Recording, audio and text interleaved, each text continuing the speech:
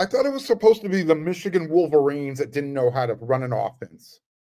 Guess I learned something new tonight.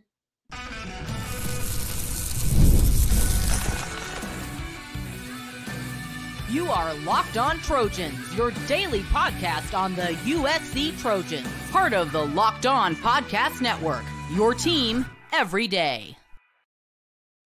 Fight on, everyone. I'm your host, Mark Holkin, and thank you for making Locked On USC, part of the Locked On Network, your first listen. Whether you're watching the show on YouTube, wherever you're downloading your podcast, the show is always going to be free, and you know I'm always going to appreciate your support. This is my instant reaction. USC lost 27-24 to Michigan on the road, and it shouldn't have happened. I am mad as hell, and I'm not ready to accept this loss. Not a happy person right now. Coming into this game, Michigan had no quarterback, could not throw a forward pass. I am watching warm-ups, and the dude is sailing balls 10 yards over his receivers' heads. This is during warm-ups. No pressure. Nobody's in his face. He's just throwing the ball. Well, it didn't seem to matter. Michigan ran for almost 300 yards in this game, and they were able to come from behind and win the game 27-24. And it should not have happened. Why? You know why it shouldn't have happened? Because it starts at the top with the head coach. Let's start with play calling. So USC took the lead 24-20 and had the ball. 4 minutes left. Could have run the clock out. No, instead, Lincoln Riley starts to get cute. Let's see if we can get another score. Let's put the game away. He said after the game, I thought it could have been better. I don't think I called a very good drive there. We don't have to start there. We can go back to the beginning of the game. I have no idea what was going on. But let's go over some of these stats real quick. Miller Moss, 28 for 51. USC threw the ball 51 times. What? They ran the ball 21 times. 96 yards total. You want to give a little bit of credit to Michigan's defensive line. They're pretty stout. They're pretty good. But USC's offensive line, terrible, pathetic, played really bad. And I know I sound really harsh. This is my instant reaction. I'll have a full breakdown on my next episode of Locked On USC, but I needed to get this out there. Needed a vent. It's going to be a little catharticism for me. I mean, again, let's start with the head coach and the play calling. When there's 4 minutes left in the game, run the ball. Even if you don't score, take time off the clock. It's your friend. The other thing that I'm starting to learn, not really learn, but starting to become a little frustrated with head coach Lincoln Riley is his ability to use clock management. Obviously, I'm talking about this right now, and management of his timeouts. That's one aspect. How about start challenging some calls on the field or calls that aren't being made on the field? Where are they spotting the ball? Did you even consider the targeting shot that had Makai Lemon taken out of the game? The first half, the team performed, they just executed poorly. No other way to put it. Left tackle had some big-time challenges. Michigan wasn't doing anything exotic on defense. Their 4 guys were pretty much beating USC's 5 guys on the offensive line, even when you had some help with the tight end or the running back hanging out for pass protection. Wasn't happening. Josiah Stewart, Derek Moore, they were beating USC's tackles. There was a problem at right guard. Yeah, they made an adjustment, but it was at that point, it's like, you know what? You need to figure this out.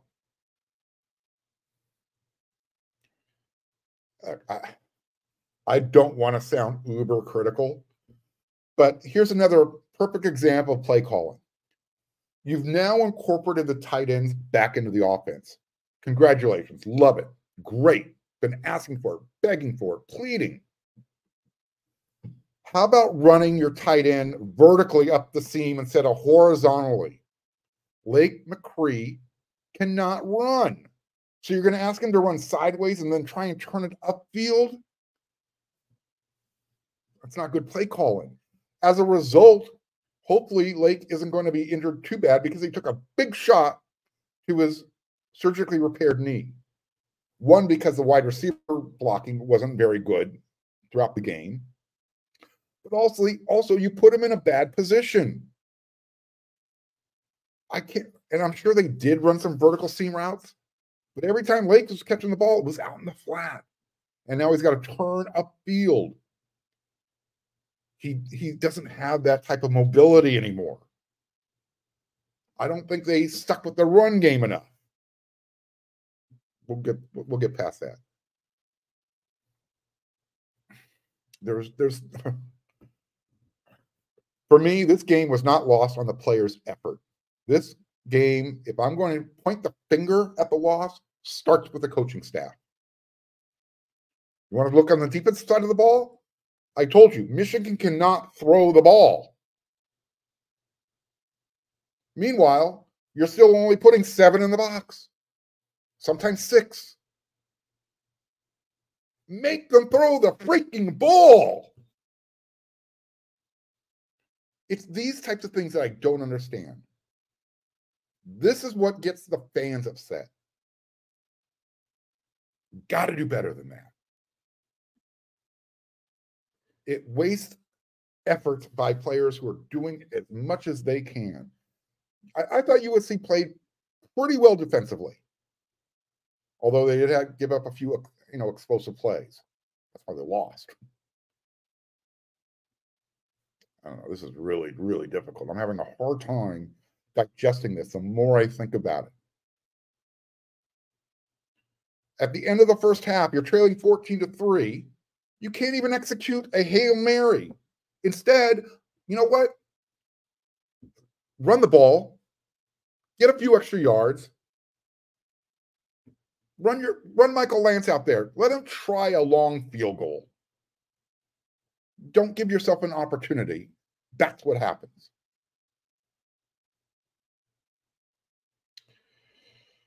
All right. Let's take a deep breath. Let's do this, and we'll come back with a little bit more.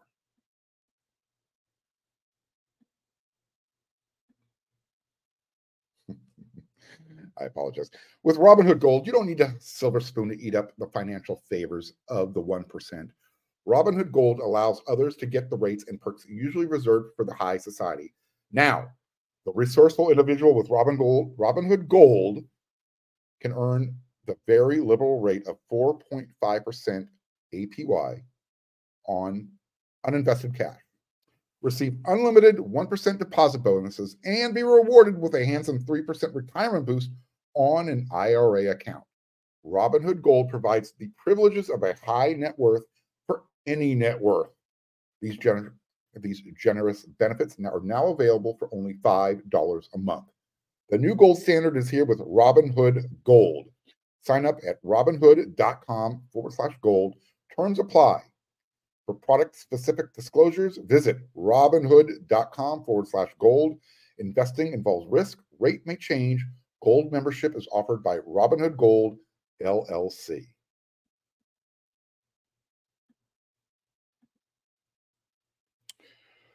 So maybe someone can explain this to me. Consistently, if you're going to run the ball, why are you not trying to get to the outside? Why are you constantly running between the tackles to prove that you can if you can't do it? I mean, again, it's the play calling. I saw no ingenuity out there, no creativity. Miller Moss was under constant duress. Did anybody consider, hey, let's roll the pocket? And if those rush edges from the Michigan players are going to come up hard, use that aggressiveness against them. But again, stick to the game plan.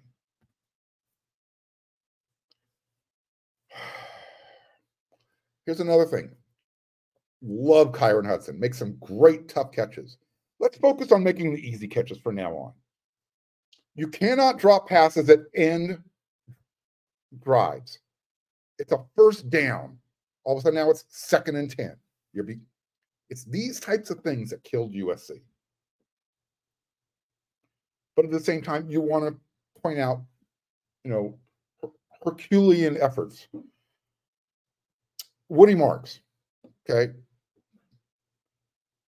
He didn't give up on a play. He missed on pass protection. Miller Moss fumbles. Instead, Woody didn't quit. Kenneth Grant, defensive tackle, picks the ball, starts running upfield. Woody says no, takes the ball back. Fortunately, because of Woody's extra effort, USC was able to score on that. But it's those types of things. You needed that extra effort because USC turned the ball over. I didn't even bring up Miller Moss's pick 6. I was saying that's what USC needed. Instead, Michigan's turning the tables. The defensive effort was good. The effort was good. But you can't be good, and then all of a sudden give up a 43-yard touchdown run. Be good, tackling, getting TFLs, and then giving up a 63-yard run. It's those types of things. You bust your butt so hard to do all that good work, and then all of a sudden somebody hits the wrong gap, guy goes through the hole untouched. You know they can't throw the ball. Make them throw the ball. Dare them. Put 8 guys in the box. I was screaming, put 9 guys in the box. Wasn't happening. Here's another outstanding effort gone to waste. And I shouldn't say gone to waste, but it ends up not making the difference. Eric Gentry had the game of his life. 12 tackles, 8 solo. 2 or 3.5 tackles for loss, a sack. He also forced a fumble and recovered the fumble that led to a score. It's these types of things. And the more I think about it, the more I come back to what was going on the sideline. What's going on with the offensive play calling? Why is Miller Moss having to throw the ball 51 times? And you only completed 55% of those passes. There was pressure in his face constantly. I talked about USC's wide receiver group at the beginning of the season. These guys are good. Well, you know what? They are not a top 10 unit. They are not. Too many drops. Too many easy drops. Should I talk about special teams? I asked Coach Riley after the game, can you talk about your special teams performance? What was going on there? Why is Zachariah Branch fair catching balls when he's got 20 yards between him and the defender coming down on him on punt return? Same thing with kickoff return. It's almost like he's not seeing the field.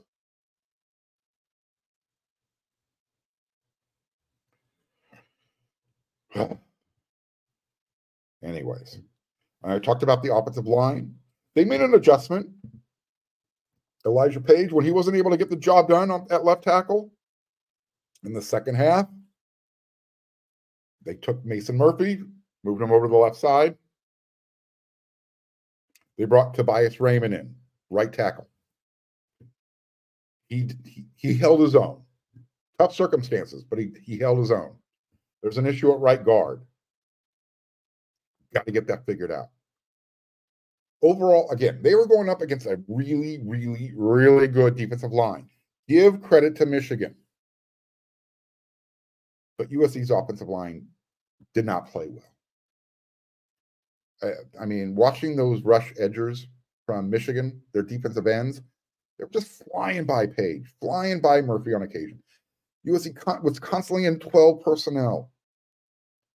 Keeping a running back there. It wasn't enough. USC had the numbers. Michigan, again, they weren't blitzing. But they weren't getting the job done. You want me to talk about penalties? The ones that weren't called? I think I counted 3 face mask penalties that did not get called. One of them twisted Miller Moss down to the ground. That ended the first half. I think there was another one before that as well.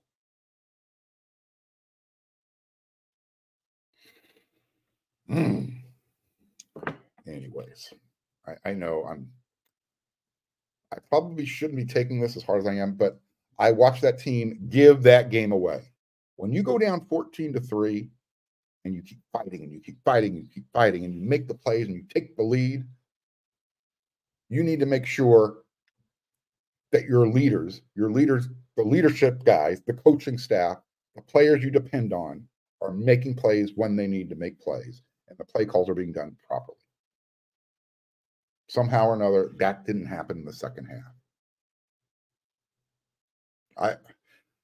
You hate to point the finger at anybody, but that one, I've got to rest on the coaching staff right now. That was not good. It wasn't good at all. Let me do this, and we're going to do one more segment, and we're going to get out of here.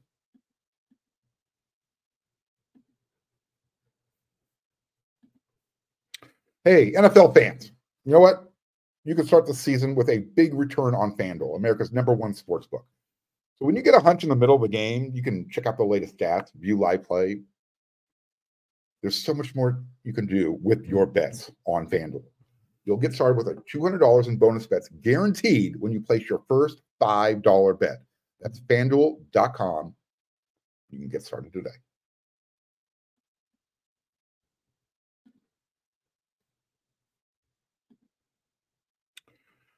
So who are your players of the game? Again, I talked about Eric Gentry. I talked about Woody Marks.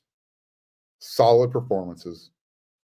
Woody ended up with 100 yards on the day on the ground, 13 carries, 100 yards. That nice 65-yard long run. I was really hoping he was going to get in the end zone. Didn't matter. They got there eventually. I mean, Michigan did everything they possibly could to make sure USC won this game. They missed an extra point. USC lost 27-24. They had a chance to at least attempt a field goal at the end of the first half. Didn't happen. Who knows what happens if this game goes to overtime? I talked about Eric Gentry's great play on defense. You know, Zachariah statistically, he had a good game.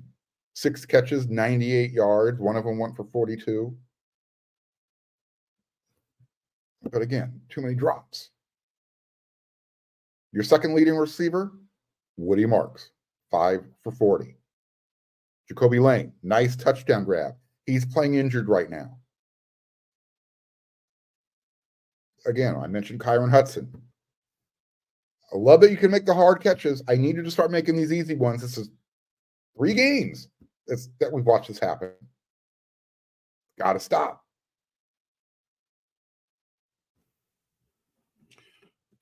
Again, defensive line, linebackers, they were doing a pretty good job. But it's those explosive plays that they kept giving up. And it wasn't in the passing game. I mean, again, Alex Orji, 7 completions, 12 passing attempts, 32 yards. And they won. Come again? USC 6 penalties, 32 yards. Michigan only 3 for 25. That might have been one of the most poorly officiated games I've ever seen in my life. And I come from the land of Pac-12 officials. Not one holding call in Michigan, not one. I got pictures on my phone right now. That winning touchdown that Michigan scored, I think it was their tight end that came in, number 98 or 88. Literally, one hand on one shoulder, one hand on another shoulder, twisting the USC defensive lineman. It's called holding. I lost count in the first half. Again, the face mask penalties. The shot on Mekhi Lemon. Hopefully he's okay. He was down flat on his back for a while. I saw the USC players Again, out on the field on a knee. USC didn't lose because of the officiating, but it sure as hell didn't help. It's not about, well, it's about missing certain calls at certain times of the game. USC's offensive line had played pretty clean. Tonight, not so much. I called out the penalties. They had to have all been on the offensive line. I don't think the defense had. There might have been one defensive penalty, insignificant, but it was all on the offense. My brain is scrambled right now, and I'm probably going to say something I don't want to say. So I'm going to end it on this. USC comes home. They got they got Wisconsin next week. Wisconsin was on a bye week. I'm sure they're looking at the film going, all right, we know where we can exploit USC. And right now, offensive tackles. They made the adjustment in the second half. It helped a little bit, but they need to get that figured out. Big time. They got to figure out what's going on with Zachariah Branch. He has not looked right on special teams. He just seems very hesitant. It doesn't matter if it's on kickoff or punt return. Maybe he's hurt. I don't know. At this point, I have to assume something's going on. Maybe he can't see the ball, see the field. I don't know. But there was a lot of green grass between him and a defender, and he's fair catching the ball. I mean, Eddie Shaplitsky, fantastic game. USC was actually winning the field position battle because of his 50, 60-yard punts.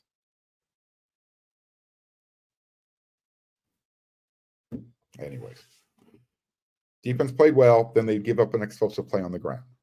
Defense played well, tackle, TFL, explosive play on the ground. USC was trailing 14-3 at the half.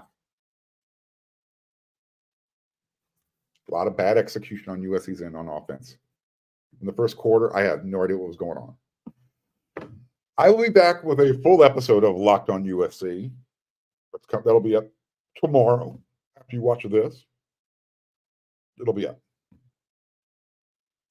I got stuff I got to do now. I got to go cry myself to sleep. Oh, and by the way, last thing here. Big Ten Conference, Michigan. You got to do better with your food. And I know this is really trivial. Big Ten Media Day, Golden Corral serves better food than what you serve the media. Today in the press box, fish. Del Taco has better fish tacos than what you were serving today. Just saying. That's the one thing I will give credit to the Pac-12. Their media days, they spared no expense. Press box food, they don't spare any expense. Just trying to get the feeling that Big Ten, they don't care. Thanks, everybody, for making this episode of Locked on USC your instant reaction show. I'll be back again with another episode. So until then, everyone, you know what to do. And don't forget, there's going to be a lot of written content over there on WeAreSC.com. Go check it out.